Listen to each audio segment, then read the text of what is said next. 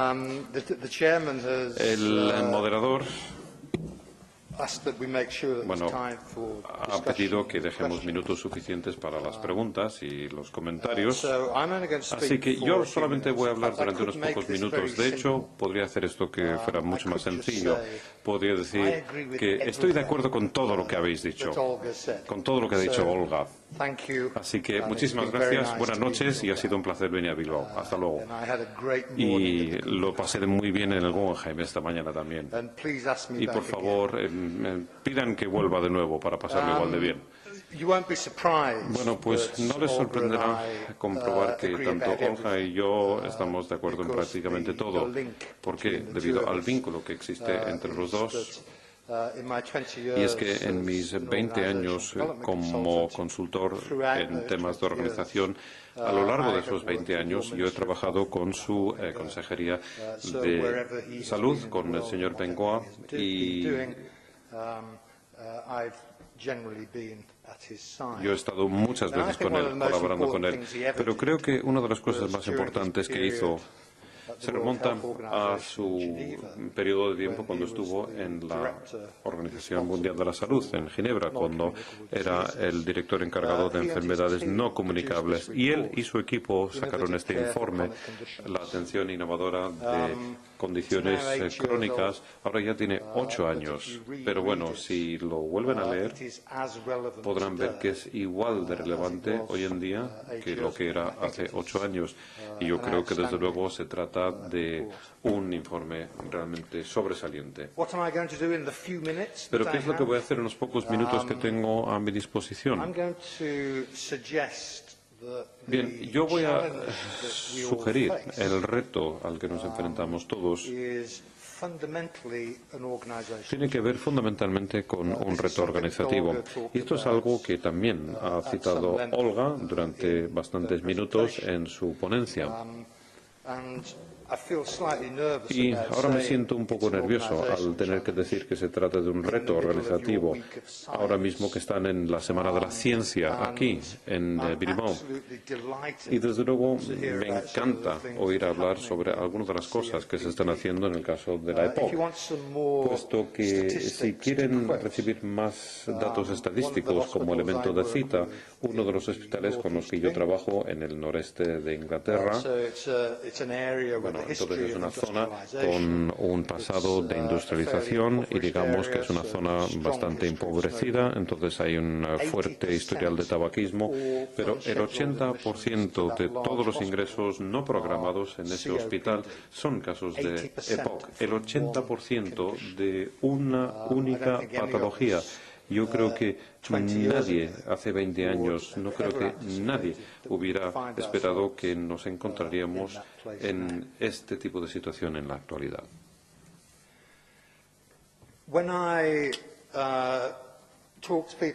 Y cuando hablo sobre las enfermedades crónicas y también cuando hablo de cuáles son los retos, me refiero a tres cosas básicamente. Me refiero muchísimo a los trabajos que tuve la fortuna de llevar a cabo con Rafael Bengoa. Entonces se trataba de un ejercicio global en el que analizábamos el alcance del reto y también teníamos que ver qué tipo de respuestas había que generar y también recurrir al trabajo realizado en el Reino Unido y hemos intentado hacer la transición que ha dicho Olga para hacer frente a este reto. Pero también tengo que hablar de mi madre. Mi madre murió hace 3 años, tenía 92 años y le diagnosticaron diabetes tipo 2. Cuando tenía 50 y pico años y convivió con la enfermedad durante 40 años, perdió la vista, tuvo también enfermedad coronaria y tuvo un montón de comorbilidades más. Pero digamos que lo bueno de todo ello es que ella logró seguir viviendo en su casa sola hasta pocas semanas antes de producirse su fallecimiento. Y una de las cosas que yo observaba desde cierta distancia, puesto que yo vivía con mi familia a 200 millas, veía cómo el sistema sanitario y lo que es más importante, el sistema de atención social, cómo se estaba reorganizando para hacer que fuera posible para que mi madre pudiera vivir en su casa hasta el final de su vida. Voy a hacer un par de comentarios polémicos llegado este momento. Por una parte, si tomáramos el ejemplo de mi madre y dijéramos, ¿qué es lo que le permitió que viviera en su casa durante tantos años, sola? La respuesta sería predominantemente la atención social. No era la atención sanitaria. El sistema de atención sanitaria sí que desempeña un papel importante a la hora de ayudarle a que siga adelante. Ella era atendida por su enfermera cada semana, sin fallo alguno, y también estaba con sus cuidadores sociales todos los días. Venían 3 veces al día y para ella eran como la familia, y esto era lo que realmente le permitió que siguiera viviendo sola. Así que yo creo que cuando hablamos sobre cuáles son las implicaciones para todos los que trabajamos en el campo de la atención sanitaria, deberíamos tener en consideración que si eres alguien que vive con una patología de larga duración, una enfermedad no comunicable o no contagiosa, entonces es el cuidado social lo que va a producir una diferencia al final. Y otra cosa que también creo que es polémica es que yo hago todo lo posible para no hablar sobre pacientes, puesto que en cuanto empezamos a hablar sobre la gente y les etiquetamos y les decimos que son pacientes, yo creo que eso cambia la relación. Yo me siento mucho más contento cuando hablamos sobre las personas que viven con enfermedades de larga duración. Mi madre nunca se catalogó como una paciente. Ella sencillamente era alguien que convivía con la diabetes y que se arreglaba, que se manejaba con ayuda, evidentemente, de una serie de personas. Y otra cosa que hago cuando yo ayudo a las organizaciones a pensar en el reto de la enfermedad crónica es utilizar este marco muy sencillo.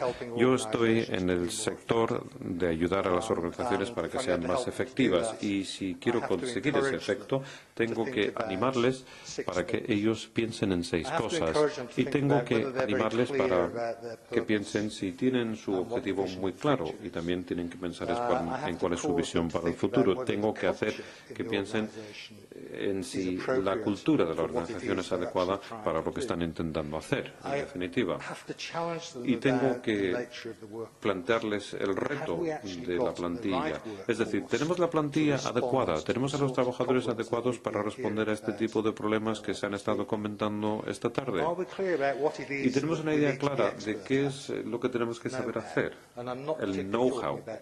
Y no hablo aquí de la experiencia técnica. Si estamos trabajando en el campo de la EPOC, está claro que tenemos que ser expertos técnicos en la EPOC. Pero si estamos trabajando en patologías de larga duración, hay otras cosas en las que yo creo que tenemos que hacer las cosas muy bien y que son de naturaleza genérica, específica y técnica. Y tenemos que hacer preguntas acerca de la información. El reto de la enfermedad crónica, desde luego, plantea más preguntas sobre la información que sobre cualquier otro apartado, y sí que necesitamos repensar o replantear nuestro abordaje ante la información. Y lo que está muy claro es que los sistemas de atención sanitaria que mejor funcionan lo dan mucha atención. Está entre las principales prioridades, y se trata de asegurar de que la información sea adecuada y que esté disponible y además se esté utilizando.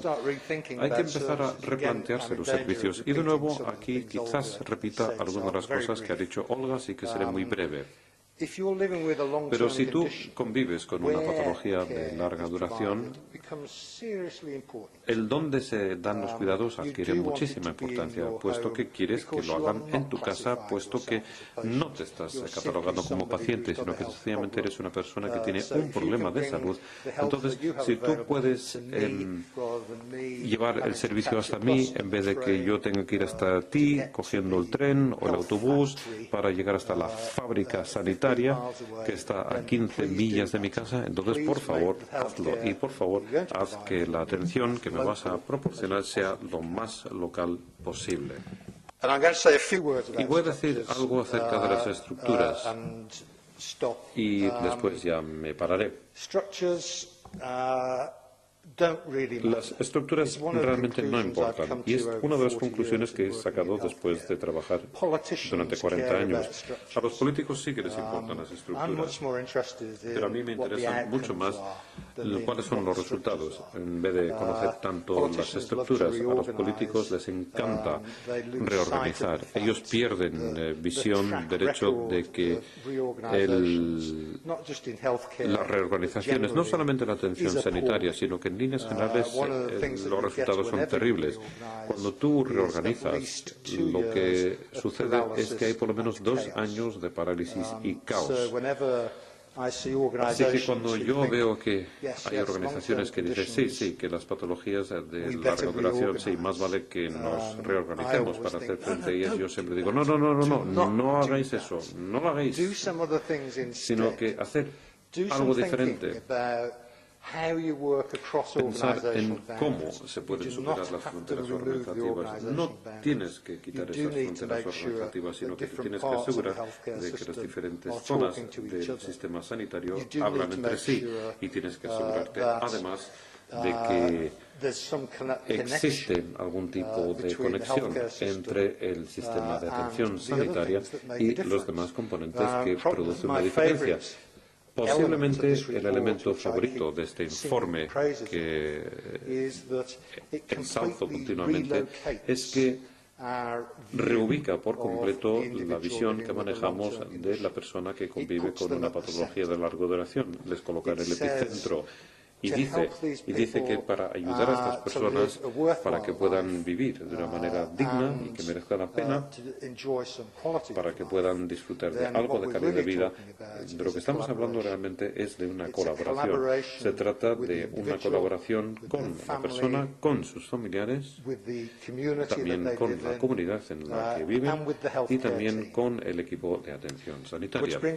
Lo cual me devuelve a un par de cosas que quiero decir muy rápidamente sobre la cultura organizativa, y después voy a parar para que por lo menos quede tiempo para una pregunta, aunque sea.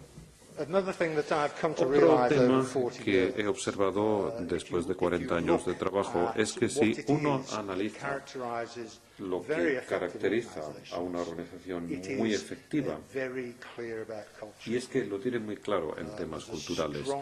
Es decir, hay muchos antecedentes de organizaciones efectivas que son organizaciones empujadas por la cultura. Y cuando hablo de la cultura, prefiero utilizar una interpretación muy sencilla.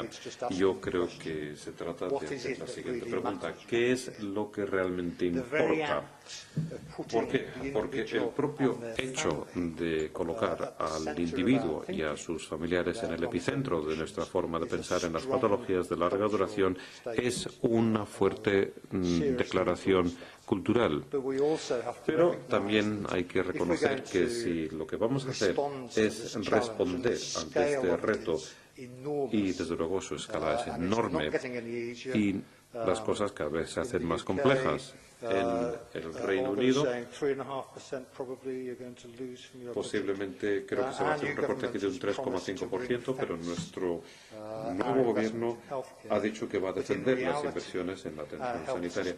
Pero en la realidad el sistema sanitario tiene que ahorrarse algo así como entre 15 y 20 mil millones de libras esterlinas, y eso solamente en Inglaterra, que no en Gran Bretaña. Entonces, estos serían ahorros en eficiencia, y estos ahorros en eficiencia se reinvertirían. Pero bueno, creo que he llegado al final, puesto que yo creo que es importante que sí que mantengamos un debate acerca de las cosas que se han estado comentando esta tarde. Y me gustaría ceñirme un poco al tema que ha citado también Olga, del optimismo. El optimismo que has citado. ¿Me siento deprimido? No. No, realmente. Sí que pienso que tenemos que hacer las cosas de una manera muy clara, puesto que la situación en la que nos hallamos hoy en día posiblemente plantee un reto tan importante como cualquier otro reto que hayamos tenido a lo largo de la historia de nuestros sistemas de atención sanitaria en Europa Occidental. Y este reto se debe a la combinación de los cambios demográficos, y mi generación serán los siguientes que aparezcan en estos gráficos. Y después tenemos el problema continuo de las incidencias de la enfermedad crónica. No estamos resolviendo el problema de la prevención. Y antes de venir aquí, ayer, en las noticias, en la tele, el Parlamento escocés estaba debatiendo si tenían que introducir o no un coste mínimo por unidad de alcohol. Entonces, en Escocia hay un montón de alcohol económico y los políticos quieren que sea más caro, lo cual es comprensible. Y es comprensible porque todos los días en Escocia, que tiene una población que es muy parecida a la del País Vasco, hay 150 ingresos de agudos en hospitales que están directamente relacionados con el consumo o el abuso del alcohol. Y todo esto es prevenible y necesitamos tomar esto muy en serio. Pero sí que me siento optimista. ¿Por qué? Porque yo creo que existe una tremenda comunidad del aprendizaje que se está desarrollando alrededor de este tema de la enfermedad crónica. Y digamos que de alguna manera no me siento sorprendido de que no esté Rafael Bengo aquí esta noche. ¿Por qué? Porque él ha ido al Reino Unido a una conferencia para escuchar o para ver qué es lo que están haciendo los demás. Esta es su forma de pensar. Siempre mira a su alrededor y se interesa por lo que hace el resto del mundo, y yo creo que todos tenemos que estar también en esa posición para estar dispuestos a aprender los unos de los otros, y si lo hacemos superaremos esta situación en nuestros sistemas de atención sanitaria, sobrevivirán y empezaremos a ver algunos cambios en el perfil de las patologías que se han comentado tanto esta tarde. Así que lo lamento, he hablado más tiempo del que debía y no he utilizado ninguna diapositiva además. Pero bueno, ¿y qué?